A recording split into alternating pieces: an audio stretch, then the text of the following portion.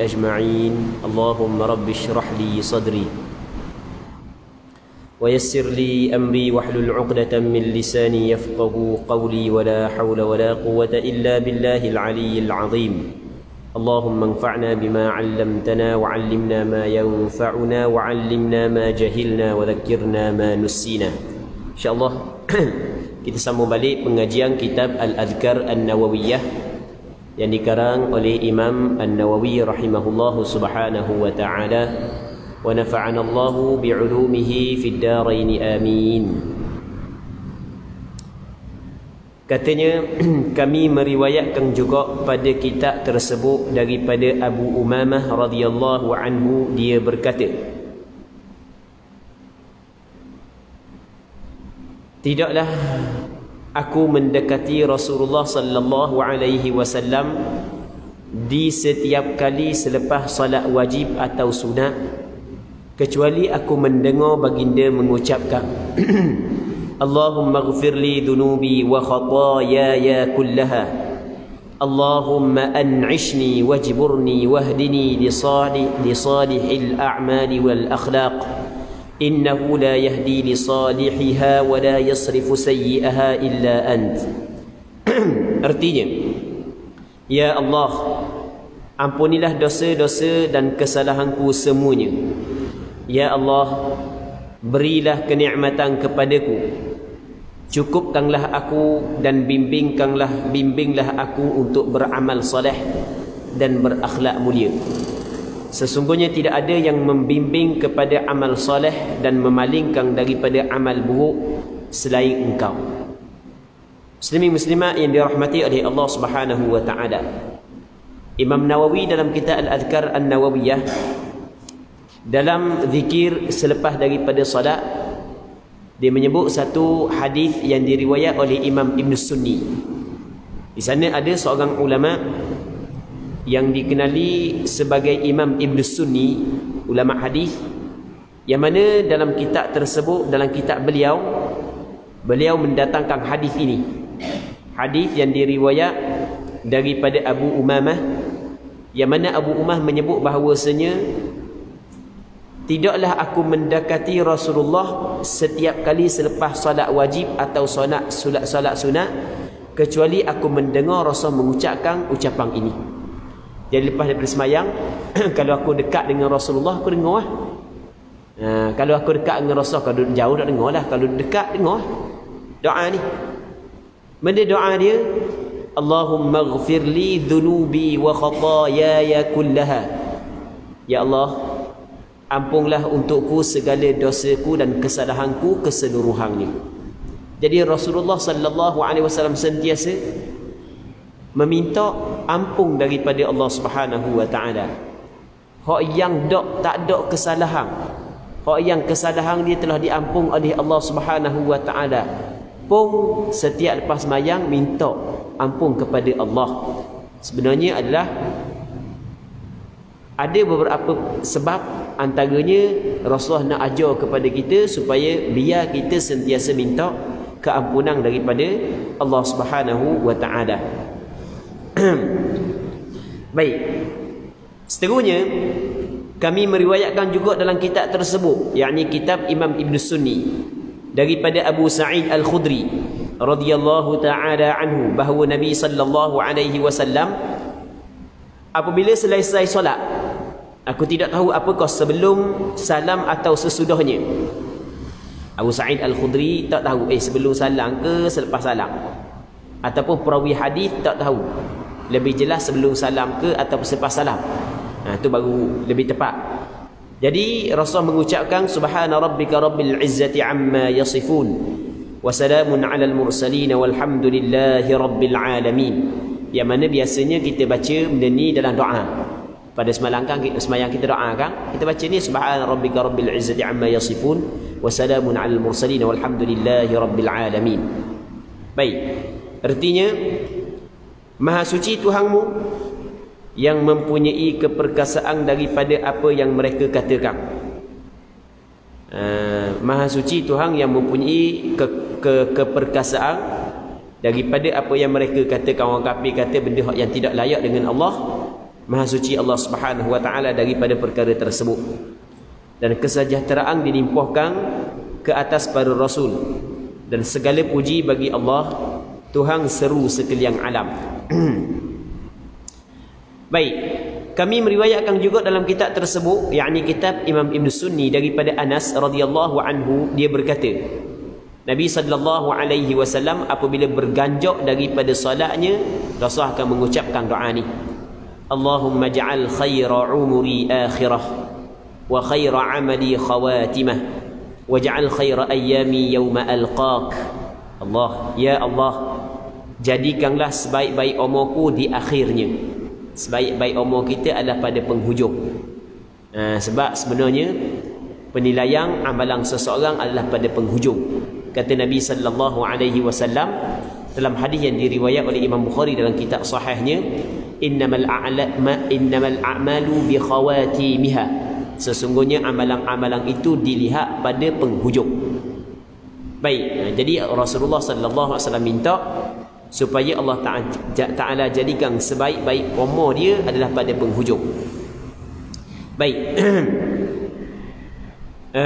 Dia umur yang paling baik adalah orang yang menjadikan kehidupan dia untuk dia melakukan ketaatan kepada Allah dan bertaubat daripada dosa yang dilakukan. Disebut dalam satu hadis, Nabi sallallahu alaihi wasallam menyebut, maksudnya adalah sebaik-baik manusia adalah orang yang panjang umur dia dan meningkat amalan dia. Atau kama qala. Baik. Katanya lagi, sebaik-baik amal perbuatanku pada penutupnya, dan jadikanlah hari terbaikku adalah hari aku bertemu denganmu. Allah, doa ni memang hebatlah. Kita minta biarlah jadi sebaik-baik hari kita adalah hari kita bertemu dengan Allah. Kita tidak tahu manakah hari yang paling baik sekali untuk kehidupan, untuk seluruh kehidupan kita. Kita tak mahu hari yang paling baik sekali adalah kita di atas dunia. Itu yang kita tak mahu. Kalau kita nak adalah hari yang terbaik bagi kita adalah hari kita bertemu dengan Allah, yang mana kita mendapat berita gembira daripada Allah, tempat kita adalah syurga. Kami meriwayatkan juga dalam kitab tersebut. Kitab tersebut maksudnya adalah kitab Imam Ibn Sunni lagi, daripada Abu Bakrah radhiyallahu anhu. Abu Bakar lain, Abu Bakrah lain. Kedua sahabat Rasulullah. Bahawa Rasulullah sallallahu alaihi wasallam setiap kali selepas salat mengucapkan, Allahumma inni a'udzubika minal kufri wal faqri wa 'adzabil qabr. Ya Allah, sesungguhnya aku berlindung kepadamu daripada kekafiran. Minta Allah Ta'ala lindung kita daripada kekufuran dan kefakiran dan seksa kubur. Jadi Rasul minta berlindung kepada Allah daripada tiga perkara ni. Daripada kekufuran. Dia kufur, dia terbahagi kepada dua. Yang pertamanya kufur yang kecil, maksudnya kufur nikmat. Dia tidak mengeluarkan seseorang daripada agama Islam.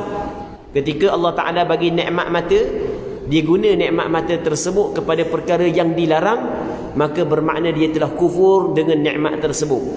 Kerana orang yang Allah Subhanahu Wa Ta'ala bagi nikmat, dia wajib kena bersyukur di atas nikmat tersebut, dengan dia menggunakan nikmat itu kepada apa yang Allah Subhanahu Wa Ta'ala redha.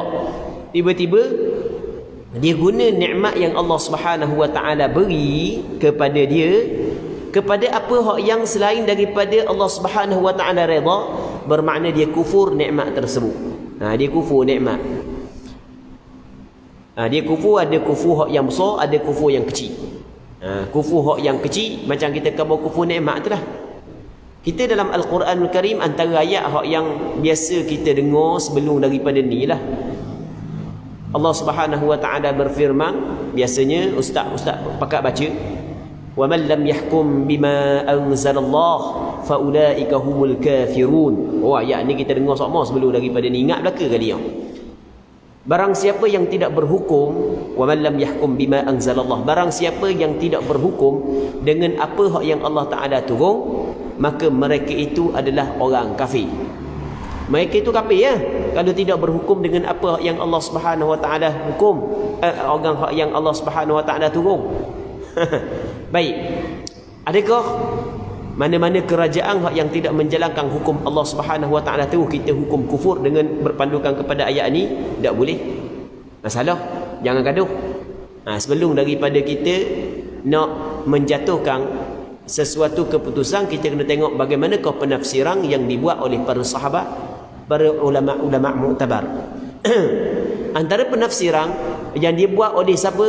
Seorang sahabat Rasulullah yang dikenali sebagai Abdullah bin Abbas. Abdullah bin Abbas ketika dia menafsirkan ayat ni, dia katakan, barang siapa yang tidak berhukum dengan apa yang Allah Subhanahu wa taala turunkan, maka sesungguhnya mereka itu adalah orang kafir. Kata Abdullah bin Abbas, kufran duna kufrin. Kufur tapi kufur yang kurang sikit daripada kufur yang mengeluarkan dia daripada agama Islam, yakni kufur nikmat. Selama mana dia tidak engkar tentang hukum Allah Subhanahu wa taala, dia belum lagi terkeluar daripada agama Islam. Kalau dia engkar, itu masalah lain. Ada orang dia tidak melakukan hukum yang ditetapkan oleh Allah bukan kerana dia menolak. Dia lain daripada menolak. Macam orang tak semayang, kan Allah Taala mewajibkan kepada kita semayang kan? Ada orang yang tak semayang tapi dia tidak menolak hukum kewajipan sembahyang. Dah apa mudah sembahyang? Macam-macam alasan. Baik, adakah dia terkeluar daripada agama Islam? Siapa berani kata? Kalau berani kata, tak tahulah mana orang Melayu kita yang terkeluar daripada agama Islam kerana tak semayang. Kita jangan mudah-mudah nak hukum gitu. Dia sebab apabila kita hukum seorang keluar daripada agama Islam ni, banyak benda yang akan berlaku. Yang pertama sekali, apabila dia mati, tidak boleh kita tanam pada perkuburan orang Islam. Jadi tak boleh semayang. Kena pisahkan di antara suami dan isteri. Harta saka tak boleh. Kan banyak perkara tu kan. Tak boleh nak gaduh. Jadi orang yang tak semayang di tempat kita, selama mana dia tidak engkar kewajipan sembahyang, tak semayang kerana atas alasan malah, atas pandangan majoriti ulama termasuk mazhab Imam Syafi'i, dia tidak terkeluar daripada agama Islam.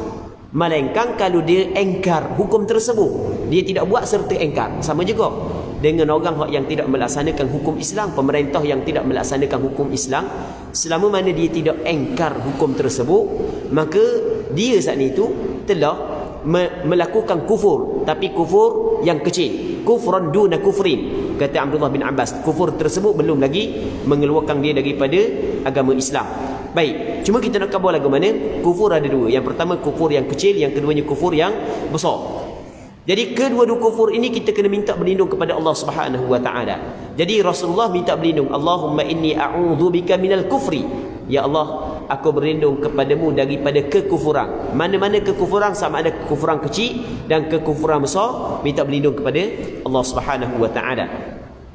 Wal faqri, dan kefakiran. Apa yang dimaksud dengan kefakiran di sini? Yang Rasul minta berlindung, ulama ketika menghuraikan maksud kefakiran yang Rasul minta berlindung ni, ulama berbeza pandangan. Ada sebahagian daripada ulama mengatakan yang dimaksud dengan kefakiran di sini adalah kefakiran hati. Hati yang fakir.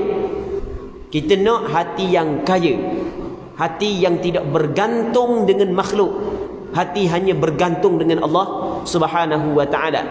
Hati yang penuh dengan dunia di dalam hati, sebenarnya hati itu adalah hati yang fakir. Hati yang kaya adalah hati yang hanya bergantung dengan Allah Subhanahu wa taala. Dan ada pandangan yang kedua, yang dimaksud dengan kefakiran di sini adalah kefakiran yang tak ada harta. Kefakiran yang tidak ada harta. Kadal faqru an yakuna kufra. Disebut dalam satu hadis. Walaupun hadis ini ada perbincangan di kalangan ulama hadis, tetapi di sana ada hadis yang berbunyi kadal faqru an yakuna kufra. Hampirlah kefakiran itu membawa kepada kekufuran. Jadi kefakiran saat itu hampir membawa kepada kekufuran. Tidak redha dengan ketetapan Allah, tidak redha dengan takdir Allah Subhanahu wa taala. Sebagai contoh, dan azab kubur. Azab kubur kita cerita panjang lebar dah sebelum daripada ni. Jadi yang kita cerita panjang lebar, kita dah cerita dah lah. Kita baca je.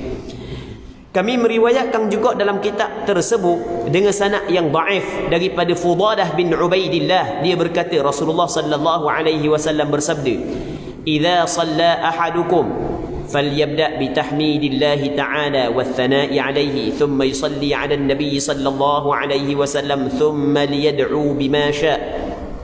Artinya, apabila salah seorang daripada kamu salat, hendaklah memulakan dengan bertahmid kepada Allah, mengucap alhamdulillah dan puji-pujian, memuji Allah Taala dulu. Kemudian berselawat kepada Nabi sallallahu alaihi wasallam. Kemudian berdoa mengikut kehendaknya. Barulah dia berdoa. Di hadis ni diriwayat oleh Imam Nawawi dengan sanad yang dhaif dalam kitab Imam Ibn Sunni. Tetapi hadis ni diriwayat oleh Imam Abu Dawud, Imam Tirmizi dengan sanad yang sahih. Nah, cuma Imam Nawawi meriwayatkan hadis ni daripada kitab Imam Ibn Sunni dengan sanad yang dhaif, tapi ada sanad yang sahih. Tapi diriwayat oleh ulama hadis yang lain. Jadi hadis ni sebenarnya hadis sahih. Satu ketika Rasul melihat seorang sahabat Nabi sallallahu alaihi wasallam sembahyang, terus berdoa tanpa memuji Allah sebelum daripadanya, tanpa dia berselawat kepada Rasul sebelum daripadanya. Maka kata Rasulullah sallallahu alaihi wasallam, orang ni gaduh. Rasul kata gaduh orang ni. Gaduh laju sangat. Lalu tu kata Rasul, apabila seorang di kalangan kamu sembahyang, maka perkataan sembahyang dalam hadis ni ada sebahagian ulama mengatakan dia masuk dalam sembahyang, maka hendaklah dia memuji Allah.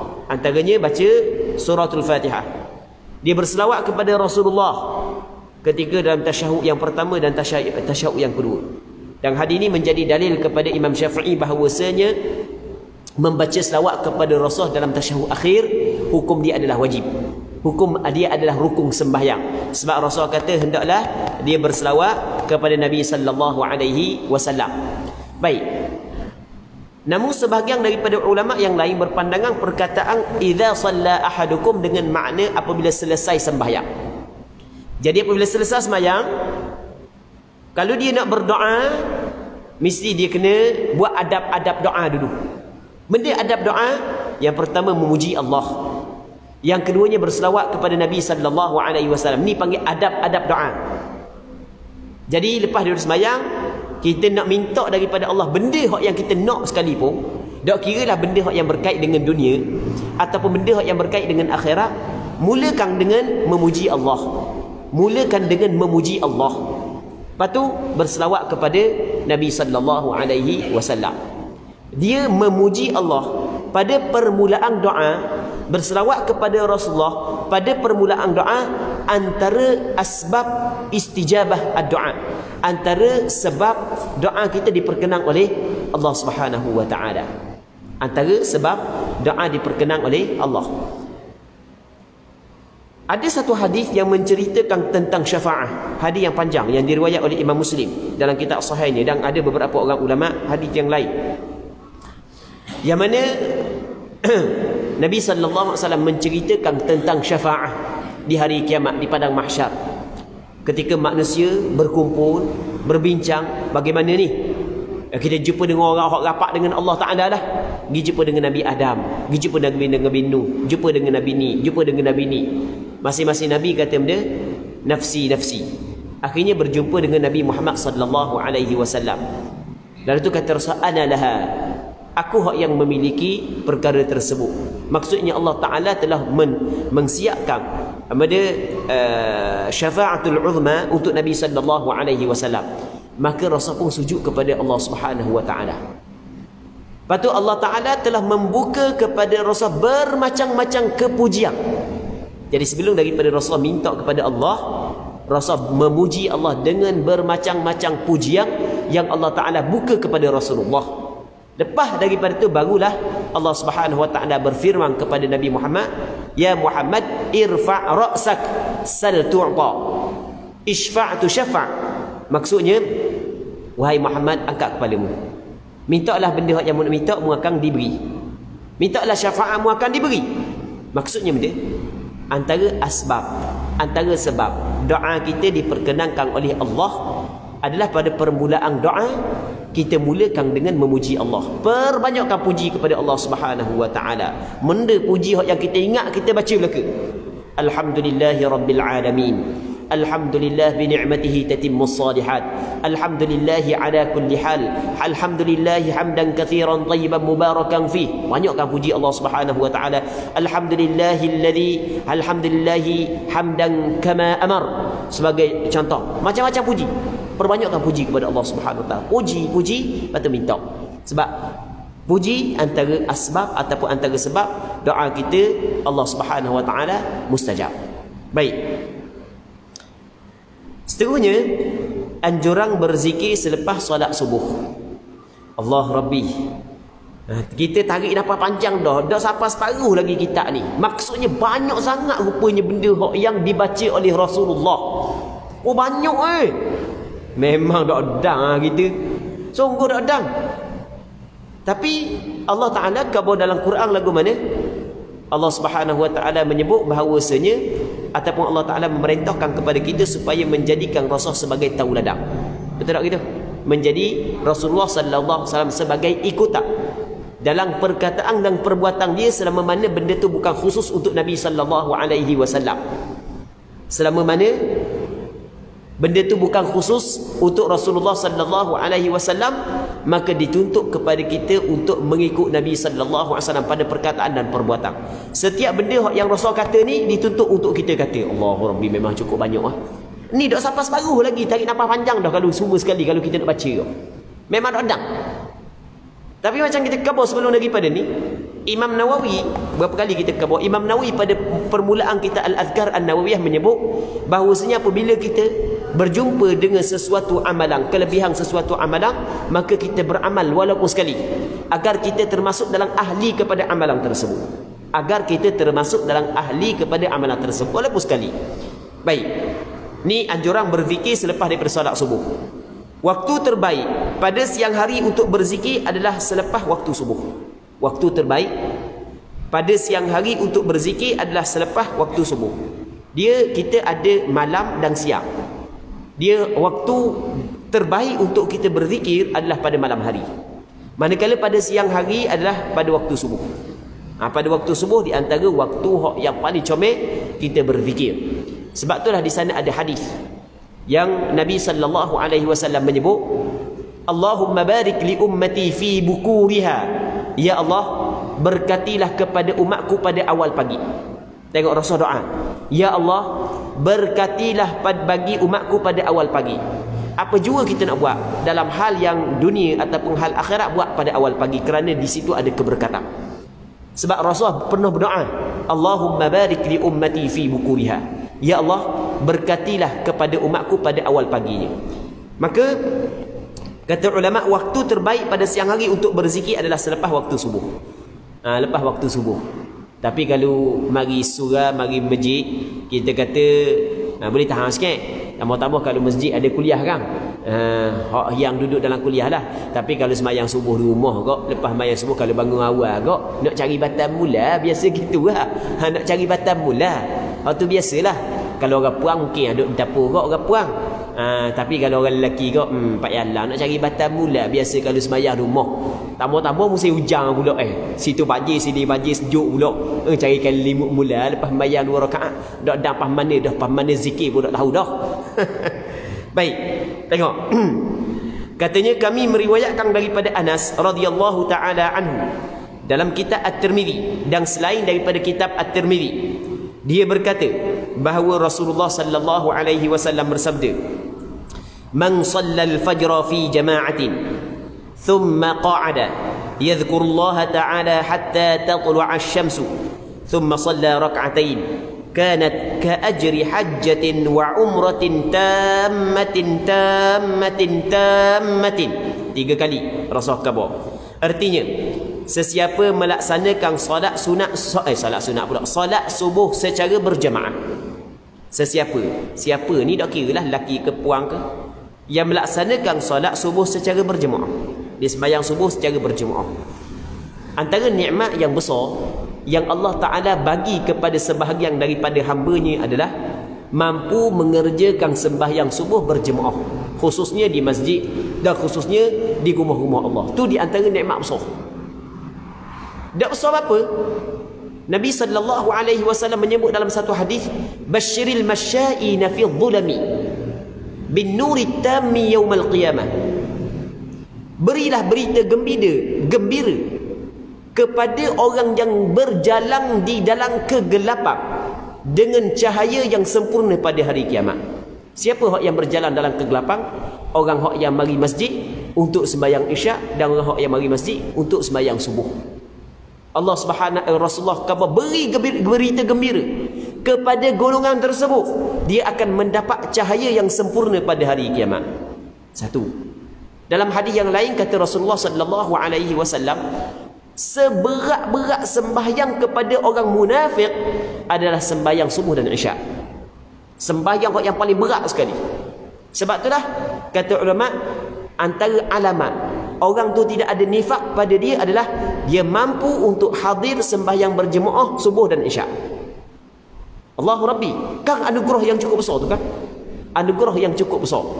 Baik, kata Nabi sallallahu alaihi wasallam, barang siapa yang solat subuh berjemaah kemudian duduk dan berzikir kepada Allah sehingga matahari terbit, dia tak keluar, dia duduk berzikir kepada Allah, dah kira zikir dia. Dan termasuk dalam berzikir duduk dalam majlis ilmu, sebab majlis ilmu termasuk dalam majlis zikir. Lepas daripada subuh ada majlis ilmu yang ringkas, dia duduk dalam majlis ilmu sehingga terbit matahari. Kemudian lepas daripada matahari terbit, dia solat sebanyak 2 rakaat.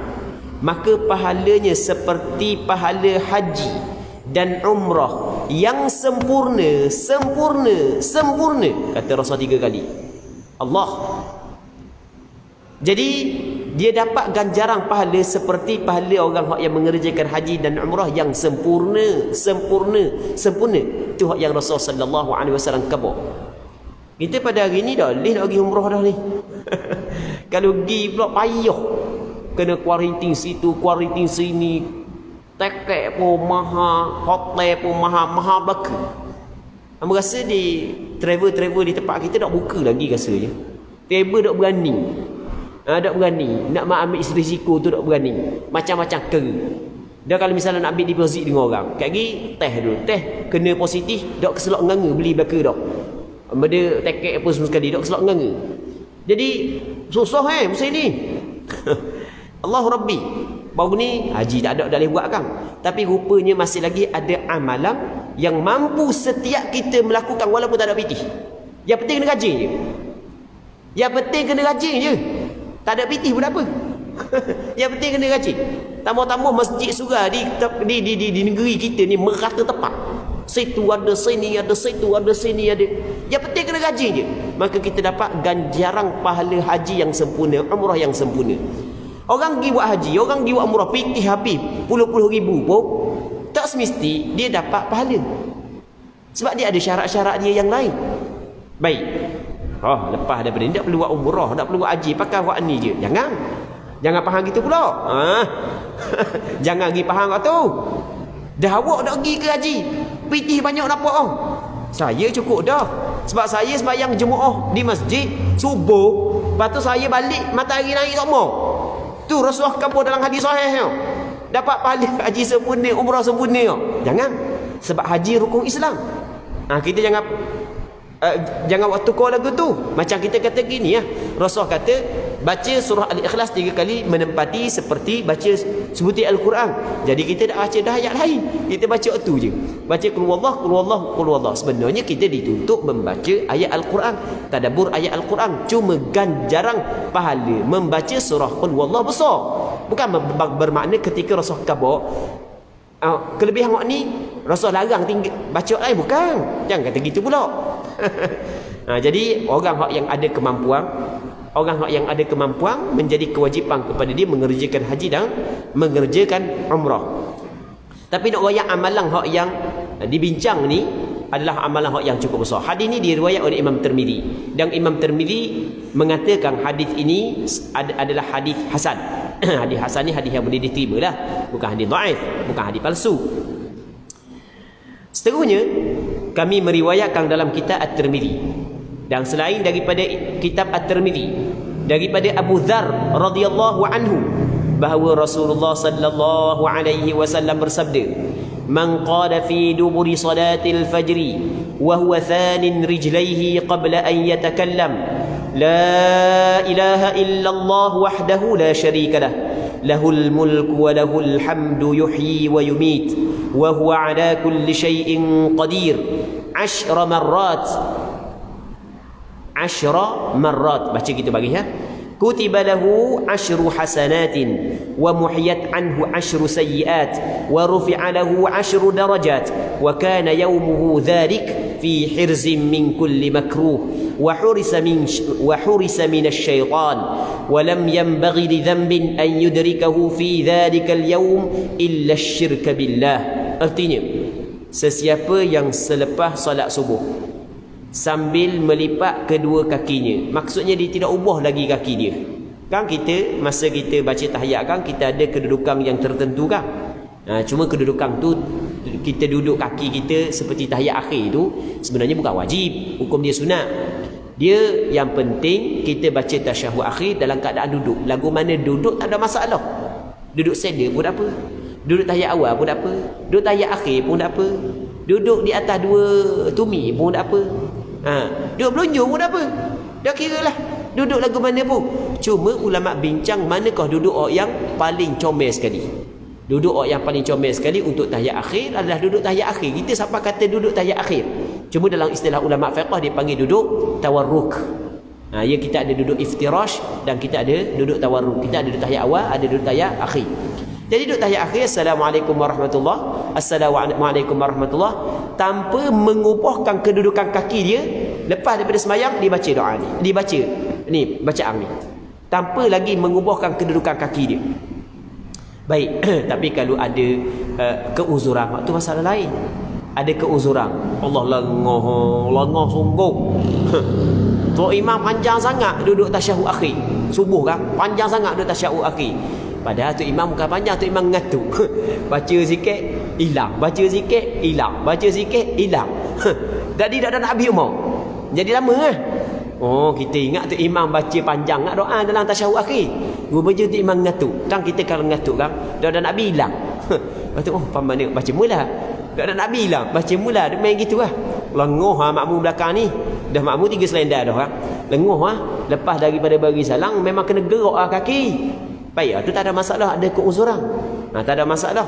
Tapi tak ada sebarang keuzuran, biarkan kaki dalam keadaan tersebut. Maksudnya jangan betul lagi kaki. Lepas dia betul baca ni. Mudah dia baca. Ni ingat belaka La ilaha illallah wahdahu la syarika lah.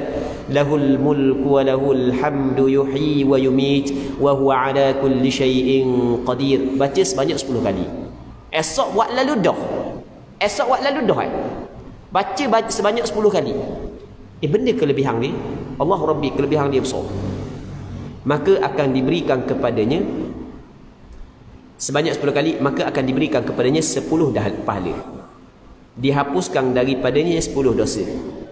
Diangkat darjatnya 10 darjat. Pada hari itu dia dijaga daripada segala yang tidak disukainya. Allah Ta'ala jaga. Tapi hak yang lebih afdal lagi, hak lebih comel lagi, masa kita baca tu kita perhati makna.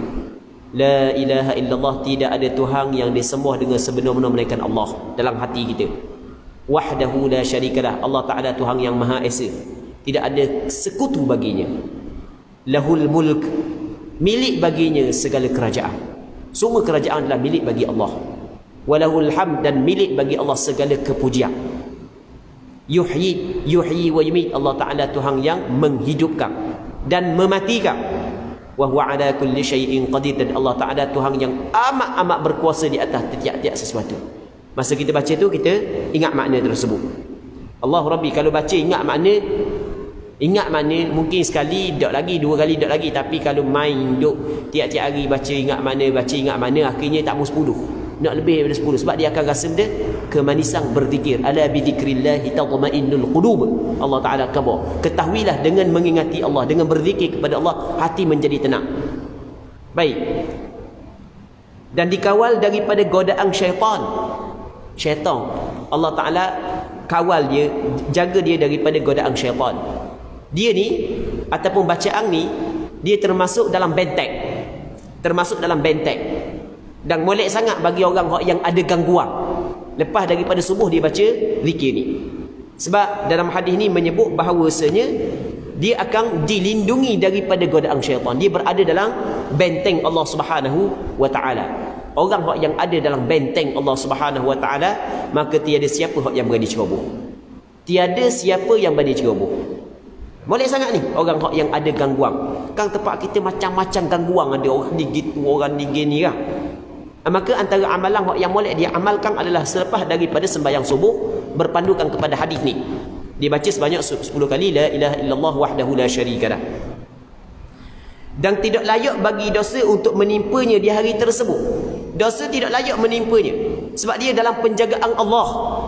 Selain daripada dosa syirik. Sebab dosa syirik Allah Ta'ala tidak ampun. Dosa selain daripada syirik Allah Ta'ala ampun. Maksudnya kalau dibaca doa ni, maka dosa-dosa yang terkena kepada dia yang dibuat Allah Ta'ala ampun. Tetapi selain daripada dosa syirik. Sebab dosa syirik tidak diampun oleh Allah Subhanahu wa Ta'ala. Imam Tirmizi mengatakan hadis ini sebagai hadis hasan. Dalam sebahagian manuskrip disebut sebagai hadis sahih. Imam Tirmizi, kebiasaan ada Imam Tirmizi, selepas dia datangkan hadis, dia akan sebut penilaian hadis tersebut. Kalau hadis itu sahih, dia kata hadis sahih. Kalau hadis itu hasan, dia kata hadis hasan. Kalau hadis dhaif, dia kata hadis ni hadis gharib sebagai contoh. Hadis dhaif disebut. Jadi Imam Tirmizi menilai hadis ini sebagai hadis hasan. Imam Tirmizi adalah ulama hadis yang mempunyai autoriti, yang mempunyai keahlian untuk menilai sesuatu hadis. Baik. Kami meriwayatkan dalam Sunan Abu Dawud daripada Muslim Ibnu Harith At-Tamimi, seorang sahabat Rasulullah sallallahu alaihi wasallam, bahawa baginda berbisik kepadanya. Rasul khabar kepada dia. Rasul kata mana? Idzan sarafta min salatil maghribi faqul Allahumma ajirni minan nar 7 marrat fa innaka idza qulta dhalika ثم مت من ليلتك كتب لك جوار منها وإذا صليت الصبح فقل كذلك إن مت من يومك كتب لك جوار منها. Maksudnya Rasul bisik kepada dia, Rasul khabar mana? Selepas solat maghrib mu baca ucapan ni, Allahumma ajirni minan nar, Allahumma ajirna. Kan biasa kita baca mana? Allahumma ajirna kan? Sebab kita ramai dia ajirni seorang. Allahumma ajirni minan nar, Allahumma ajirni minan nar. Sebanyak berapa kali? 7 kali. Baca sebanyak 7 kali. Baca sebanyak 7 kali lepas daripada subuh dan selepas daripada maghrib. Baca. Esok subuh pula maghrib lepas dah. Baca sebanyak 7 kali. Maksud dia benda, ya Allah. Benda. Ya Allah, lindungilah aku daripada neraka-Mu ya Allah. Lindungilah aku daripada neraka-Mu ya Allah. Lindungilah aku daripada neraka-Mu ya Allah. Orang yang tidak kenal neraka Allah, dia tidak akan minta berlindung kepada Allah daripada neraka Allah. Tetapi orang yang kenal neraka Allah, orang yang tahu begitu teruknya seksa di dalam neraka Allah Subhanahu wa taala, maka pastinya dia tidak akan lupa untuk berdoa agar Allah Ta'ala melindungi dia, Allah Subhanahu Wa Ta'ala lindungi dia daripada neraka Allah Subhanahu Wa Ta'ala. Antara sunnah Rasulullah yang disebut dalam hadis bahawasanya selepas daripada solat subuh dan solat maghrib, kita baca Allahumma ajirni minan nar sebanyak 7 kali. Katanya sesungguhnya apabila engkau mengucapkan demikian, kemudian engkau mati di malam itu, maka engkau pasti dilindungi daripada neraka Allah. Dan selepas solat subuh juga ucapkan demikian. Sesungguhnya apabila engkau mengucapkan demikian, kemudian engkau mati pada hari itu, maka engkau pasti dilindungi daripada neraka Allah. Semoga Allah Subhanahu wa taala menyelamatkan kita dan melindungi kita daripada neraka Allah Subhanahu wa taala. Seterusnya kami riwayatkan dalam Musnad Ahmad, Sunan Imam Ibnu Majah dan kitab Imam Ibnu Sunni daripada Ummu Salamah. Dia mari beberapa kitab. Antara kitab hadis yang besar, adalah kitab Musnad Imam Ahmad bin Hanbal. Lebih kurang cetakan terbaru, 45 jilid lebih kurang. 45 jilid, kalau sejilid lebih kurang Sony, kecil sikit lah. Nipis sikit. Ada tahu awal ni. Kira jatuh atas kepala tu pakai mati. Kalau 45 jilid nak akad seorang orang 45 jilid dah lah, bukan kata dak orang maksud berat lah 45 jilid. Dak kan sampai 50 kilo. Kita akad semi agak 50 kilo. Nak rayak berat lah, kita nak khabar berat. Berat tau. 45 jilid tau. Tu besar tak besar kita Musnad Imam Ahmad bin Hanbal. Dak tahu banyak mana hadis duk dalam, semuanya dalam kepala ulama. Semuanya dalam kepala dia. Cuma dia muatkan dalam buku dia untuk mudah generasi akan datang buat rujukan. Allah Rabbi. Begitu juga Sunan Imam Ibn Majah. Sunan Ibn Majah tak besar mana. Dalam 4-5 jilid gitu je. Ada hak yang atas cetakan, ada cetakan 1 jilid ada, hak tu tidak sakit 1 jilid cek je. Ada cetakan hak yang besar sikit, tulisan dia besar sikit. Begitu dengan kita dalam kitab Imam Ibn Sunni daripada Ummu Salamah. Ummu Salamah adalah isteri Rasulullah. Ummu Salamah adalah isteri Nabi sallallahu alaihi wasallam. Ummu Salamah radhiyallahu taala anha, suami dia nama Abu Salamah. Jadi Ummu Salamah bukan nama, Abu Salamah bukan nama. Ummu Salamah nama dia adalah Hindun. Itu nama Ummu Salamah. Orang kita dulu, orang kita ada nama Hindun. Lah ni tak ada dah orang nama Hindun lah ni. Dulu orang kita ada nama Hindun. Sebenarnya Hindun tu antara nama isteri Rasulullah. Tapi kunyah dia adalah Ummu Salamah. Ummu Salamah suami dia adalah Abu Salamah. Abu Salamah mati. Baik. Lepas daripada dia mati, maka Ummu Salamah teringat Abu Salamah pernah khabar kepada aku dulu.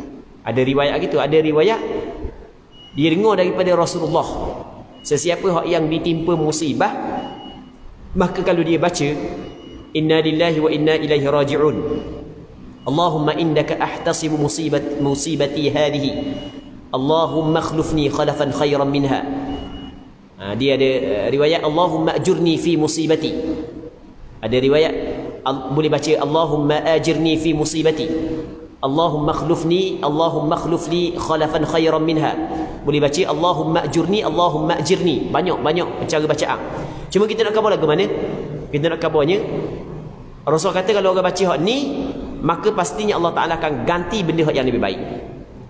Jadi ketika tok lelaki dia mati, dia duduk di Madinah, dia nak ramai, tok lelaki dia mati tak tinggal harta. Kata sudahlah aku duduk tempat orang ni, keluarga aku tak ada sini, sudahlah. Dia pun teringat doa hak yang Rasul khabar. Dia pun nak baca. Masa tok lelaki dia mati, dia kata dah siapa hak yang lebih baik lagi daripada tok lelaki aku di kalangan sahabat. Sebab tok lelaki dia orang baik sungguh. Dia tak nampak orang hak yang paling baik. Biarlah, baca je lah. Lepas tok lelaki dia mati, dia baca inna lillahi wa inna ilaihi raji'un. Lepas tu Allahumma jirni fi musibati, Allahumma akhlifni khalafan khairan minha. Ya Allah, berilah ganjaran kepadaku pada musibah aku ini, dan gantilah dengan apa yang lebih baik bagi dia. Orang yang gantilah benda yang lebih baik lagi daripada perkara tersebut. Maka dah lama kejap Abu Bakar masuk meminang, ditolak. Duk lama Umar masuk meminang, dia tolak. Last sekali Rasulullah sendiri yang masuk meminang. Akhirnya dia menjadi isteri Nabi sallallahu alaihi wasallam. Baik. Doa tu molek juga tu baca. Sebab kita kan Allahu Rabbi, macam-macam musibah yang menimpa kan. Antara musibah yang menimpa, contoh kita ke banjir, siapa suka? Setengah-setengah tempat tu tak suka-suka sekarang. Habis barang-barang dalam rumah. Dah apa esok air dadah lagi. Dadah nak esok. Malam tu habis. Dengan tuang-tuang pun nak tidur. Kan satu musibah. Maka ada doa yang kita baca supaya Allah Ta'ala ganti benda yang lebih baik. Antara doanya adalah doa yang diriwayat oleh Ummu Salamah saat itulah. Inna lillahi wa inna ilaihi raji'un, Allahumma ajurni, Allahumma ajirni, Allahumma ajirni. Boleh baca belaka. Fi musibati wa akhlif li khalafan khairan minha. Baik, baca doa tu. Allah. Seterusnya kata dia,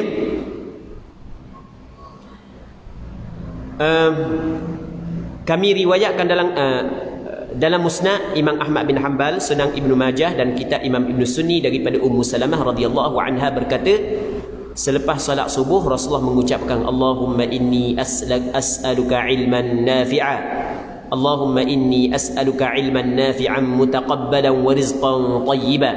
Artinya, ya Allah, sesungguhnya aku memohon kepadamu ilmu yang bermanfaat, amal ibadat yang diterima. Allahumma inni as'aluka ilman nafi'a wa amalan mutaqabbala. Kita hamba tak ada selagi wa amalan mutaqabbala. Tak ada wa amalan mutaqabbala. Ada? Oh, kita hamba tak ada. Sebab hamba ni Allahumma inni as'aluka ilman nafi'an mutaqabbala. Tapi tengok kepada terjemahan tu, amal ibadat yang diterima. Jadi bermakna ada kalimah yang tinggal. Allahumma inni as'aluka ilman nafi'a wa amalan mutaqabbala wa rizqan tayyiban. Okey, itu doa yang Rasul baca selepas solat subuh. Yang pertama, minta Allah Ta'ala bagi kepada kita ilmu yang bermanfaat. Ilmu yang bermanfaat. Ada ilmu dunia yang bermanfaat dan ada ilmu akhirat yang bermanfaat. Minta Allah Ta'ala bagi kepada kita ilmu yang bermanfaat. Dia ada ilmu yang mendatangkan mudarat pun ada. Ilmu yang bermanfaat, ada ilmu yang memberi mudarat. Yang keduanya adalah amalan yang diterima. Amalan yang dibuat oleh hamba, ada hak yang diterima, ada hak yang tidak diterima. Jadi kita berusaha dengan melakukan amalan tersebut sekadar mampu kita, walaupun tidak sempurna. Maka kita berdoa pula kepada Allah dengan limpah kurniaan Allah agar Allah Ta'ala menerima amalan tersebut. Kalau nak agak dengan amalan kita, dorok cetong. Kita tahu penuh dengan kecacatan, tapi kita melihat kepada rahmat dan anugerah daripada Allah, maka kita minta Allah Ta'ala terima. Bukan kerana kita melihat amalan kita sempurna, dak. Tak ada. Siapa kata amalan kita sempurna? Dak. Nanti kita sembahyang syak lagi. Siapa kata sembahyang syak kita sempurna? Dak. Orang hak yang kata sempurna tu orang hak yang tidak mengetahui hakikat ibadat dia. Kalau dia tahu aku maksa kat takbir siapa ke bagi salam, hati aku pas mana pun tak tahu. Kan gitu kan? Maksudnya tidak sempurna ibadat kita. Tapi dalam masa yang sama kita berdoa kepada Allah kerana kita melihat kepada rahmat dan anugerah daripada Allah. Anugerah daripada Allah, rahmat daripada Allah Subhanahu wa taala. Baik, kita minta agar Allah Taala menerima amalan kita walaupun penuh dengan kekurangan. Dan kita minta juga Allah Taala kurniakan kepada kita rezeki yang baik. Ni doa yang sentiasa Rasul baca selepas daripada solat subuh. Kami meriwayatkan juga di sana daripada Suhaib radhiyallahu anhu. Yang dimaksud dengan di sana di sini adalah dalam kitab Musnad Imam Ahmad bin Hanbal, kitab Sunan Imam Ibnu Majah, Imam Ibnu Sunni, bahawa Rasulullah menggerak-gerakkan kedua bibirnya selepas solat subuh. Aku bertanya, wahai Rasulullah, apakah tuan baca? Rasa pas solat subuh ada bunyi bobek. Maka Suhaib pergi tanya, Rasul mau baca benda? Bagi dia sallallahu alaihi wasallam menjawab, Allahumma bika uhawil wa bika usawil wa bika uqatil. Ya Allah, dengan namamu aku berusaha, dengan namamu aku menyerang, dan dengan namamu aku berperang. Semuanya dengan nama Allah Subhanahu wa taala. Hadis-hadis yang sama makna dengan apa yang saya sebutkan di atas cukup banyak. Akan tetapi pada bab berikutnya tentang penjelasan zikir yang diucapkan pada pagi hari, insya-Allah akan datang. Kita akan bincang zikir yang diucapkan pada pagi hari, dia akan mari pula hadis-hadis yang lain. Kami meriwayatkan daripada Abu Muhammad Al-Baghawi dalam Syarhus Sunan. Dia berkata, Alqamah bin Qais mengatakan, telah sampai berita kepada kami bahawa kami berteriak kepada Allah disebabkan tidur seorang alim setelah solat subuh. Benda Alqamah bin Qais mengatakan, telah sampai berita kepada kami bahawa kami berteriak kepada Allah disebabkan tidur seorang alim setelah solat subuh. Allah Rabbi. Jadi orang tu dia mengetahui tapi dia masih lagi lena dibuai mimpi, sedangkan banyak amalan-amalan hak yang dapat dilaksanakan pada selepas daripada solat subuh. Wallahu a'lam. Nanti hamba tengok semula maksud benda ni. Zikir-zikir pada waktu pagi dan petang. Perbahasan bab ini sangat luas jika dibandingkan bab lain dalam kitab ini. InsyaAllah saya akan memaparkan sejumlah ringkasannya Siapa yang mendapat taufik untuk mengerjakan semuanya, maka itu merupakan nikmat dan keutamaan daripada Allah Subhanahu wa taala serta keuntungan baginya. Kitab Al-Azkar An-Nawawiyah, cuba kita perhati. Ketika kita baca, dia ada perasaan lain, kitab Al-Azkar An-Nawawiyah. Kerana ia adalah hadis Rasulullah yang keduanya dikumpul oleh Imam Nawawi, yang mana Imam Nawawi dia kumpul ni benda yang dibuat. Allah Rabbi, sebab perasaan kita lain ketika kita berhadapan dengan kitab Al-Azkar An-Nawawiyah. Yang pertama hadis. Yang hadis itulah hadis dah. Yang keduanya dikumpul oleh ulama Imam Nawawi, yang dia benda yang dia buat, letak sini benda yang dia buat. Imam Nawawi, muslimin muslimat ini rahmati oleh Allah Subhanahu wa taala, antara ulama yang jarang ditemui daripada sudut amalan dia dan sudut keilmuan dia. Imam Nawawi berhimpun padanya banyak ilmu dan kuat beramal. Dia ada ulama yang mana ilmu banyak tapi daripada sudut amalan tidak kuat. Bukan kata tidak kuat seperti kita, kuat lebih daripada kita dah. Tapi nak sampai kepada terkelah abid saat ni tu tak sampai. Dan ada orang yang kuat ibadat tapi daripada sudut ilmu kurang. Okey, jelas kan? Tapi Imam Nawawi Allah Ta'ala bagi kepada dua kelebihan. Daripada sudut ilmu, Allah Rabbi menjadi kerujukan. Dalam hadis menjadi kerujukan. Dalam fiqh menjadi rujukan. Di dalam lughah menjadi rujukan Imam Nawawi. Begitu juga dalam hal ibadat, Allah Rabbi tidak boleh ditandingi Imam Nawawi dengan sifat waraknya. Sehingga kan anak murid dia menceritakan Imam Nawawi tidak ada masa untuk tidur sampai ke tengah malam sekalipun. Kalau dia mengantuk pun, dia letak kepala sikit je. Lepas tu, lepas daripada jenera, kalau cakap kita kelak kejap, bangun pula. Itu Imam Nawawi. Sebab kita baca kitab dia, perasaan kita lain. Maksudnya apa dia? Maksudnya, ada zauk kitab dia. Sebab, apa yang dikumpul oleh Imam Nawawi, benda yang diamalkan. Itu di antara benda yang penting, muslimin muslimat yang dirahmati oleh Allah Subhanahu wa taala. Baik. Jadi untuk malam ni kita berhenti sini dulu lah. Untuk malam ni kita berhenti sini dulu. InsyaAllah kita sambung balik pada minggu-minggu akan datang, sekiranya dipanjangkan umur. Kita berdoa kepada Allah Subhanahu wa taala agar Allah Subhanahu wa taala memberi kekuatan kepada kita untuk kita beramal dengan apa yang kita bincang pada malam ni, dan semoga Allah Subhanahu wa taala menyelamatkan kita daripada neraka Allah. Semoga Allah Subhanahu wa taala mengampun segala kesalahan dan dosa-dosa yang kita buat. Allah Subhanahu wa taala a'la wa a'lam. Allahumma haqqiqna bi ittiba'i nabiyyika Muhammadin sallallahu alaihi wasallam zahiran wa batinan. Allahumma ij'alna mimman yastami'una al-qawla fayattabi'una ahsanah. Sallallahu ala sayyidina Muhammad wa ala alihi wa sahbihi ajma'in. Walhamdulillahi rabbil alamin.